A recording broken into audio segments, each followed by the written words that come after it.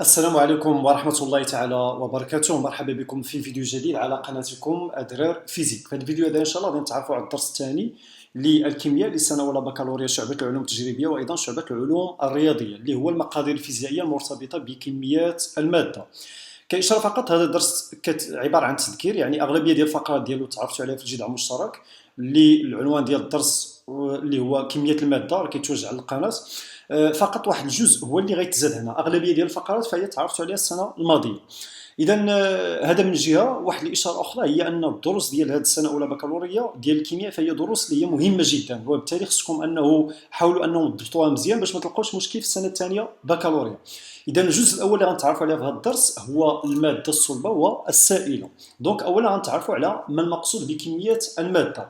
الوغ بالنسبه لكميه الماده كمزويه بحرف ان، وهي مقدار يعني كتساوي واحد العدد معين يتناسب اضطرادا مع عدد الدقائق المكونه للماده. التناسب الاضطرادي كيعني بانه ملي كيتزادوا العدد ديال الدقائق كميه الماده هي حتى هي كتزاد، وإلا نقصنا العدد ديال الدقائق كميه الماده كتنقص. هذا هو المعنى ديال التناسب الاضطرادي. المكونة للمادة يعني سواء ذرات أو جزيئات أيونات إلى غير ذلك، وحدتها في النظام العالمي للوحدات هي المول، يرمز لها بمول. هذا المول هذا شفتوه في الجدع المشترك، وهو شنو كيعني؟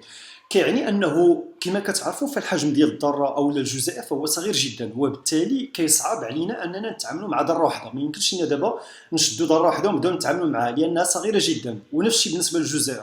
وبالتالي تم ابتكار هذا المفهوم اللي كيتسمى المول. وهذا المول هذا فهو عباره عن واحد العينه، واحد المجموعه اما ديال الذرات او الجزيئات او الايونات الى غير ذلك. اذا هذا هو المفهوم ديال المول. اذا عوض ما نتعاملوا مع ذره واحده او جزيئه واحده، ابتكرنا واحد المفهوم اللي كيتسمى المول، اللي ولينا فيه كنتعاملوا مع عينه، مجموعه، كنتعاملوا مع مجموعه.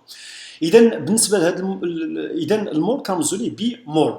هذه كميه الماده اذا حسب التعريف ديالها فهي كتساوي لنا ان كبيره على ان ا. ان كبيره هو مقدار بدون وحده، وهو العدد ديال الدقائق، يعني سواء عدد الذرات او عدد الجزيئات او عدد الايونات الى غير ذلك. ان ا عدد افوكادرو، الوحده ديالو هي مول موان زان. ثم ان هي كميه الماده اللي الوحده ديالها هي المول. اذا قلنا بان هذا ان ا كيتسمى ثابته افوكادرو، والقيمه ديالو هي 6.02 في 10 23 مول موان زان. اذا هذه العلاقه الاولى اللي خصكم تعقلوا عليها، ان ان صغيره كتساوي ان كبيره على ان ا. ان كبيره هو العدد ديال الدقائق، مثلا 10 ذرات او 20 ذره ولا 1000 واحد العدد. ان ا هو عدد افوكادرو، هذا عدد ثابت ما كتحفظوش، هذا كيتعطى في المعطيات ديال التمرين. اذا هذه العلاقه الاولى. دابا غنشوفوا واش كاينه شي طريقه اخرى ممكن نحسبوا بها كميه الماده. الطريقه الثانيه هي ممكن نحسبوا كميه الماده من خلال الكتله. اذا تعرف كميه الماده لعينه كتلتها ام صغيره مكونه من نوع كيميائي كتلته الموليه ام كبيره بالعلاقه ان صغيره كتساوي ام صغيره على ام كبيره. اذا كميه الماده كتساوي الكتله على الكتله الموليه، بحيث ان الكتله الوحده ديالها هي الجرام، الكتله الموليه الجرام في المول موان زان، ثم ان المول. اذا دابا هادو جوج ديال العلاقات اللي كتمكننا من حساب كميه الماده. غناخذ واحد المثال تطبيق. اذا السؤال يقول احسب كميه ماده جزيئات السكر سي 12 22 و11 الموجوده في ام تساوي 150 غرام من السكر. نعطي الكتله الموليه ديال الكربون، الكتله الموليه ديال الهيدروجين، ثم الكتله الموليه ديال الاكسجين. دونك دابا هنا ملي كنحسبوا كميه الماده، اول تقدر مثلا ما تعرفش شنو غادي يطبق. حنا شفنا جوج ديال العلاقات في البدايه، شفنا هذه العلاقه ان كبيره على ان ا، ودابا تعرفنا على العلاقه اللي هي ام صغيره على ام كبيره. دونك غادي تقول شنو هي العلاقه باش غنخدم. باش تعرف شنو هي العلاقه اللي غتطبق كتشوف المعطيات ديال التمرين. اذا الا شفتوا هنا عطاونا ام صغيره وعطاونا ام كبير، وبالتالي العلاقه اللي غنطبقوا هي الكتله على الكتله الموليه. اذا كنجيو كنكتبوا ان، اذا ان تساوي ام صغيره على ام كبيره. دونك هنا باش يمكن لينا نحسبوا هاد كميه الماده شنو غتخصنا الكتله ام صغيره، حنا عارفينها هي 150 غرام، 150 غرام. وشنو غيخصنا ام كبيره الكتله الموليه. ام كبيره ديال ديال هاد الجزيئه كامله. هاد الجزيئه كامله الصيغه ديالها هي سي 12 ثم اش 22 اش 22 و 11 و11. كيفاش كنحسبوا الكتله الموليه؟ الكتله الموليه كنحسبوها على الشكل التالي. شوفوا تحت من الكربون شحال عندنا 12، اذا كنخرجوا ديك 12 على برا وكنضربوها في الكتله الموليه ديال ذره وحده ديال الكربون. دابا الا شفتوا هنا ام سي تساوي 12، هاد 12 هذه هي الكتله الموليه ديال واحد الذره، ولكن في الجزيئه ديال السكر شحال من ذره ديال الكربون عندي 12، اذا خصني ديك 12 نضربها في 12. نفس الشيء بالنسبه للهيدروجين. شوفوا تحت من الهيدروجين كاينه 22، اذا غنزيد عليها 22 في الكتله الموليه ديال الهيدروجين. نفس الشيء هنا، الكتله الموليه ديال ذره واحده ديال الهيدروجين هي واحد، ولكن انا عندي 22 ذره، اذا خصني ندير 22 في واحد. ثم اخيرا نفس الشيء بالنسبه للاكسجين، اذا الاكسجين 11، دونك 11 في ام ديال الاكسجين. ثم كنجيو كنديروا التطبيق عددي، اذا كنفتح القوس 12، الكتله الموليه ديال الكربون هي 12، اذا 12 في 12 زائد الكتله الهيدروجين عدد الذرات هو 22، الكتله الموليه ديال الهيدروجين هي 1، غنضربوها في 1 زائد العدد الذرات ديال الاكسجين هو 11، الكتله الموليه ديال الاكسجين هو 16. دونك التطبيق عددي غتلقاوه كيساوي 342. الوحده هي الغرام في المول موان 1، الغرام في المول موان 1. حتى الا تلفتي على هذه الوحده هي مكتوبه عندنا في المعطيات كتعطى لك هنا. دونك دابا عندنا ام صغيره عندنا ام كبيره، اذا شنو كيبقى التطبيق العددي. اذا ام صغيره هي 150 غرام، الكتله الموليه هي 342. دونك التطبيق العددي غتلقاها تساوي 0.49 ماذا مول، 0.49 مول. اذا هذه هي الطريقه باش كنحسبوا كميه الماده، كما انه يمكن ايضا تطبيق العلاقه ان كبيره على ان ا، هذه في حاله ما عطاوك العدد ديال الدقائق. دابا غندوزو فقره مواليه. الفقره الموليه هي العلاقه ما بين الحجم وكميه الماده، كذلك يمكن حساب كميه الماده من خلال الحجم. اذا عندنا قياس الحجم في لعينه من نوع كيميائي كتلته الموليه ام كبيره وكتلته الحجميه غ، يمكن من تحديد كميه الماده لهذا النوع حسب العلاقه التاليه. اذا شفنا قبيله شفنا بان ان صغيره كتساوي ام على ام كبيره، نمص على نمص مولير. وكنعرفوا كذلك بان الكتله الحجميه كنرمزوا لها بغو كتساوي الكتله الحجميه باينه غير من السميه ديالها، هي الكتله على الحجم. الكتله هي ام صغيره، الحجم هو في. دونك شنو غندير؟ غنخرج ام صغيره من هنا، اذا ام صغيره تساوي، لاحظوا معايا هنا في قسمه، ملي غنضربها ملي غنديرها عند غو شنو غترجع الضرب، اذا غتولي عندنا غو فوا في. اذا دابا حنا لقينا ام، دابا هاد ام اللي لقينا غنجي غنعوضها هنا، اذا غتساوي، اذا عوض ام شنو غادي نكتب؟ غادي نكتب غو فوا في، غو فوا في على ايش؟ على ام كبير. وبالتالي كنتوصلوا للعلاقه التاليه، اذا ان صغيره تساوي غو فوا في على ام كبيره. هذه ما تحتاج انك تحفظها، يعني كنجيبوها غير من خلال تعويض الكتله اللي كنستخرجوا من الكتله الحجميه. دونك بحيث ان ان كميه الماده بالمول، غو الكتله الحجميه بالغرام في المول موان زان، هذا كيتقرا غو الغرام في المليلتر موان زان عفوا، في هو الحجم بالمليلتر، ثم ام هي الكتله الموليه بالغرام في المول موان زان. ونعلم ان كثافه جسم صلب او سائل بالنسبه للماء هي، اذا الكثافه كنرمزوا لها بالحرف دي كتساوي الكتله الحجميه على الكتله الحجميه ديال الماء، هذه شفناها في الجذع المشترك. دابا اللي غنديروا من خلال هذه العلاقه نخرجوا هذه الكتله الحجميه، اذا غو تساوي هاد الكتله الحجميه ديال الماء قسمه، الا ديتها عند دي شنو غترجع الضرب، اذا غتولي عندنا دي فوا غو ديال لو. دابا شنو غادي نديروا لهاد غو هادي؟ غنعوضوها هنا، اذا كانت عندنا ان صغيره تساوي غو فوا في على ام كبيره، عوض غو غنعوضوها بالدي فوا غو ديال لو فوا في على ام كبيره. وبالتالي كنتوصلوا العلاقه التاليه اللي هي ان صغيره تساوي الكتله الحجميه ديال الماء في الكثافه دي في الحجم على الكتله الموليه. اذا هادو علاقات اللي كنحصلوا عليها فقط بدمج مجموعه اخرى من العلاقات. دابا غندوزو المثال. إذا السؤال يقول ما هو الحجم للهكسان C6H14 وهو سائل كتلته الحجمية غو تساوي 0.66 غرام في مليلتر موان زان، الذي يجب قياسه بواسطة مخبار مدرج للحصول على كمية مادة هكسان N تساوي 0.15 مول. إذا دابا بغينا نحسبوا الحجم ديال هذا السائل الهكسان اللي عطاونا الكتله الحجميه ديالو وعطاونا كميه الماده ديالو. غنطلقوا من خلال العلاقه اللي شفنا قبيله شفنا بان كميه الماده اللي هي ان صغيره قلنا تساوي غو تساوي الكتله الحجميه فوا الحجم على الكتله الموليه. دونك هذه كميه الماده، ولكن حنا على من كنقلبوا على الحجم. الحجم شنو هو الرمز ديالو؟ في. اذا في تساوي، لاحظوا معايا هنا ام كبيره قسمه، ملي غنديها عند ان شنو غترجع ضرب، اذا غتولي عندنا ان فوا ام كبيره. هنا غو ضرب، ملي غنديها عند ان غترجع قسمه، اذا على غو. شنو اللي غيخصنا هنا؟ خصنا كميه الماده ان. دونك بالنسبه لكميه الماده هي معطيانا هي 0.15 مول، 0.15 مول. وخصنا كذلك الكتله الحجميه. الكتله الحجميه هي معطيانا هي 0.66 غرام في المليلتر موان 1. واخيرا شنو غيخصنا؟ الكتله الموليه. الكتله الموليه اذا ام كبيره ديال ديال هذا الجسم هذا اللي هو سي 6 اش 14. اذا هذه خصنا نحسبوها. دونك نفس الشيء تحت من الكربون كاينه 6، اذا غنخرجوا ديك 6 غنضربوها في الكتله الموليه ديال ذره واحده ديال الكربون، زائد تحت من الهيدروجين كاين 14، اذا 14 في الكتله الموليه ديال ذره واحده ديال الهيدروجين. دونك تطبيق عددي 6. الكتله الموليه ديال الهيدروجين هي 12 ديال الكربون عفوا هي 12، اذا 6 في 12 زائد 14 عدد ذرات الهيدروجين غنضربها في الكتله الموليه ديال الهيدروجين اللي هي 1.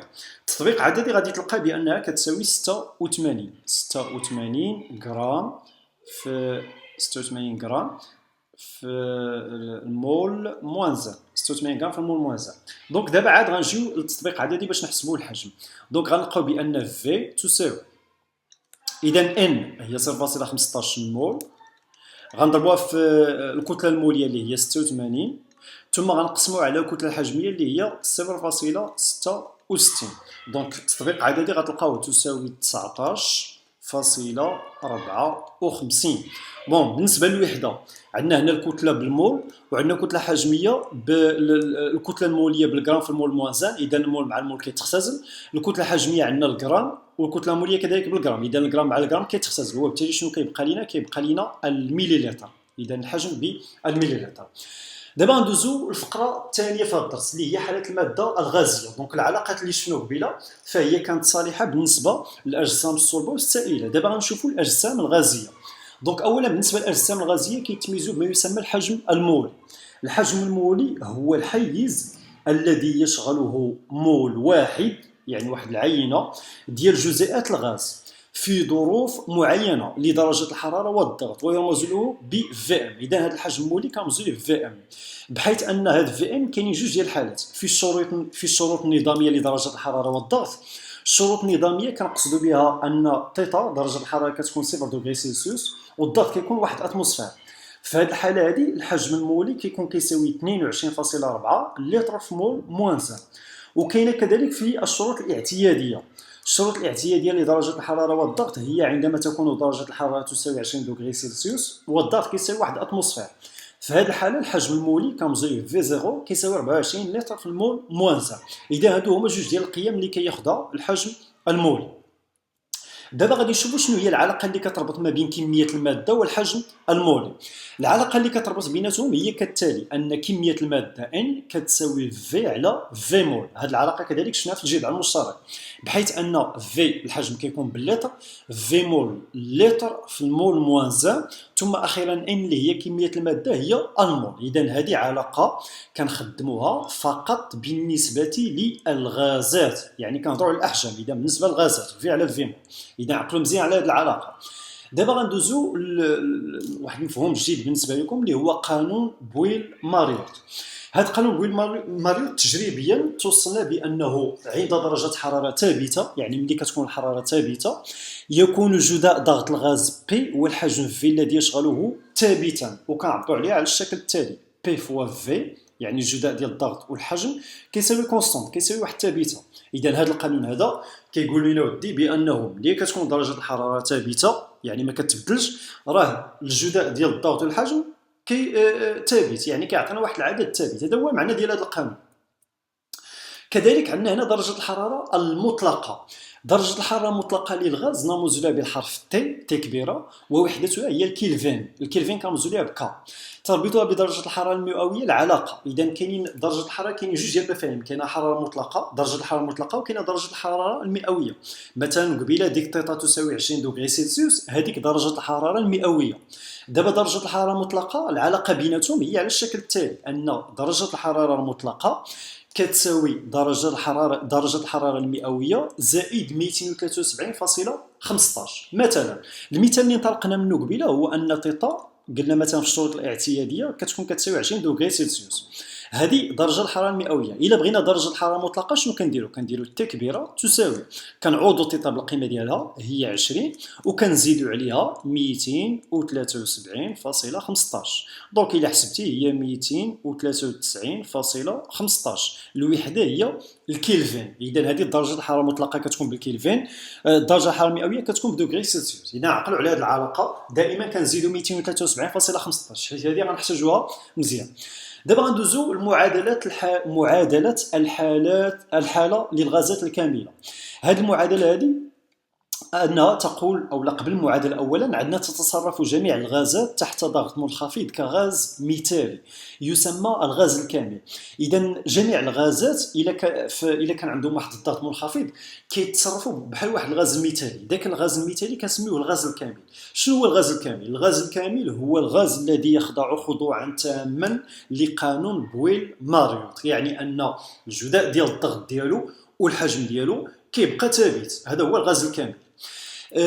عاد دابا غنجيو نشوفوا معادله الغازات الكامله. هذه المعادله شفتوها في الدرس، اللي هي كنعبروا على الشكل التالي: بي في يعني جداء ديال الضغط ودرجه الحراره كيساوي ان ار تي. ان هي كميه الماده، ار هي ثابته الغازات غنشوفوها من بعد، و تي هي درجه الحراره المطلقه. بحيث ان بي في هذه العلاقه هذه كتكون بالباسكال، في كيكون بالمتر المكعب. وردوا بالكم مع هذا المتر المكعب، لان في التمارين غالبا الحجم ما كيتعطاش بالمتر المكعب، كيتعطاك مثلا باللتر، وخصك بالضروره تحولوا للمتر المكعب. حنا من بعد غنشوفوا التطبيق.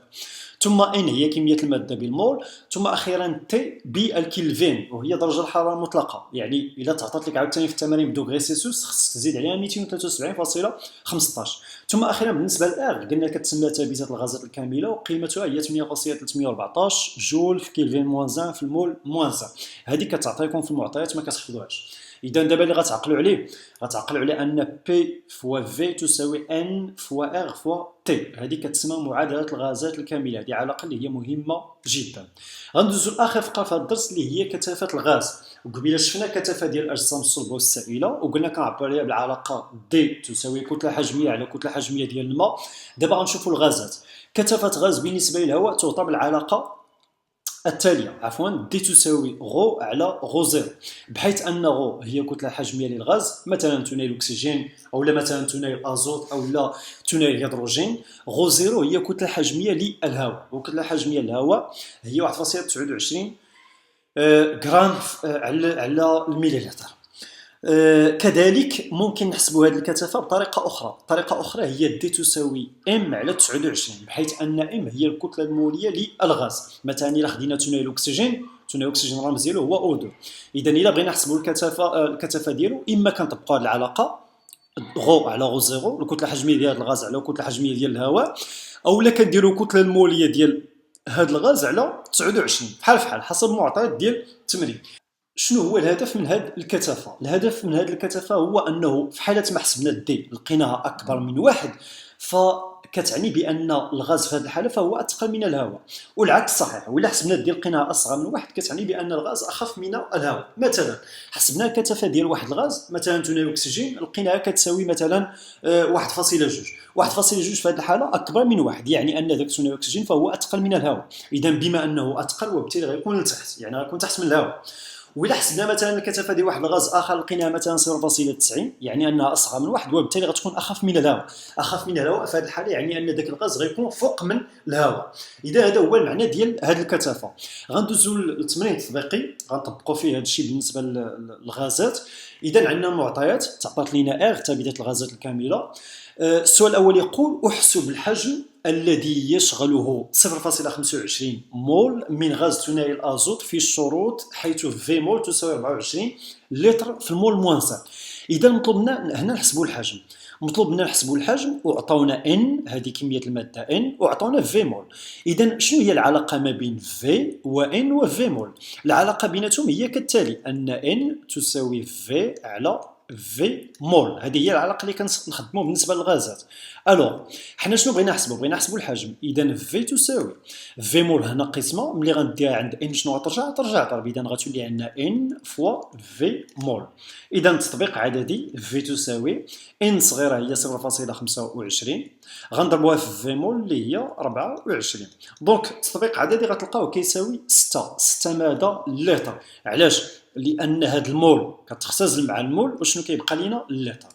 السؤال الثاني تحت الضغط بي تساوي 1.2 في 10 أس 5 باسكال وعند درجة الحرارة تيتا تساوي 22 دوغري سلسيوس تشغل عينة من ثاني الأكسجين الحجم في يساوي 0.31 لتر. السؤال احسب كمية مادة ثاني الأكسجين في هذه العينة.